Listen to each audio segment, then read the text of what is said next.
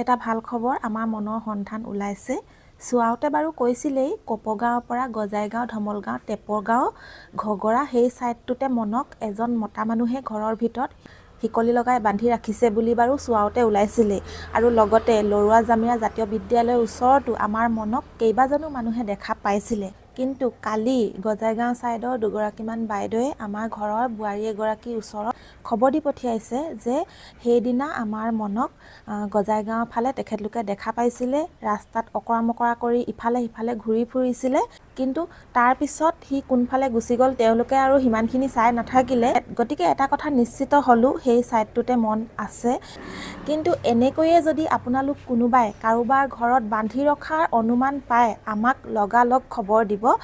তাক চিনি পাবলৈ হ'লে তাৰ মুখৰ বাওঁ ছাইডটো ফুলি উখহি আছে, আলু এটা ফুলি আছে আৰু এনেকৈ নাকটোৰ পৰা বগা ফুট এটা এনেকৈ আছে কপালতে। আৰু নাকেদি মাজে মাজে তাৰ তেজ ওলাই থাকে আৰু খুব হাঁচি মাৰি থাকে। এবাৰত কেইবাবাৰো হাঁচি মাৰে। লগতে তাৰ ডিঙিৰ পৰা পেটলৈকে তলৰ অংশখিনি বগা আৰু ভৰিৰ পতাকেইখন তাৰ বগা আৰু আগফালৰ ভৰিৰ নখ এটা তাৰ ক'লা আৰু গোটেই গাৰ বৰণ হ'ল তাৰ ৰঙা। যদি কাৰোবাৰ ঘৰত বান্ধি ৰাখিছে সি খুব হোৱা দিব, চিঞৰিব। যিজন ব্যক্তিয়ে খবৰ দিব লাগিলে তেওঁ চৰণ চুবলৈও মই সাজু আছোঁ, মাত্ৰ মনক ঘূৰাই পাব বিচাৰিছোঁ।